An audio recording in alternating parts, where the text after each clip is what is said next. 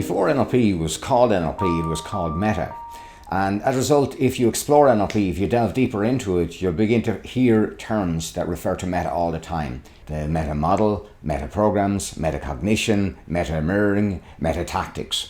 And all of these refer to thinking about thinking, or feeling about feeling, or communication about communication. And one of the things that drew me to NLP in the first place was that ability to make the unconscious more conscious.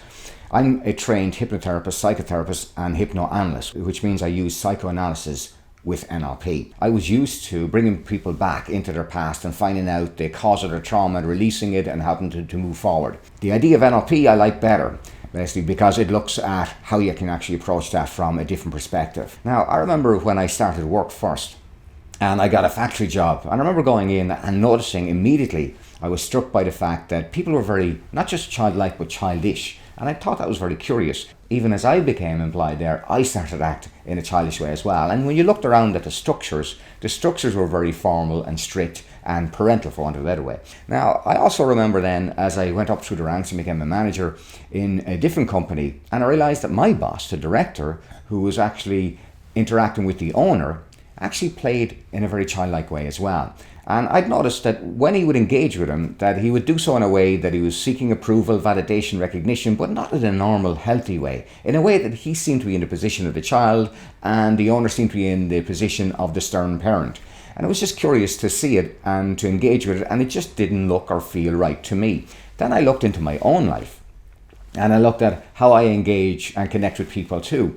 And I've always been a people pleaser, so I would tend to appease people. Now, my background is in conflict resolution, and it's little wonder because a lot of the time when I'd face conflict, I would be the first person to appease the other person, to make sure that they felt okay, to make sure that they were safe, to make sure that it didn't hurt them, and often at the detriment of myself.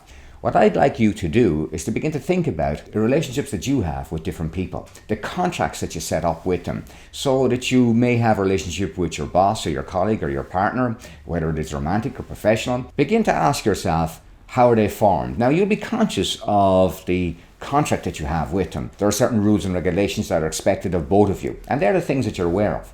But really, if you want to go meta, I want you to begin to consider, what are the unconscious portions of that? What are the parts in the communication or in the contract that you're engaged in that aren't really appropriate to the context that it's in, that actually comes from a different place? Are you playing a different role that maybe satisfies something from your past or something from your history or something that you learned? Now, in NLP, we can teach you how to overcome that, how to change that, how to alter that in a very simple and effective way by tapping into the meta perspectives of it and being able to teach you how to change it.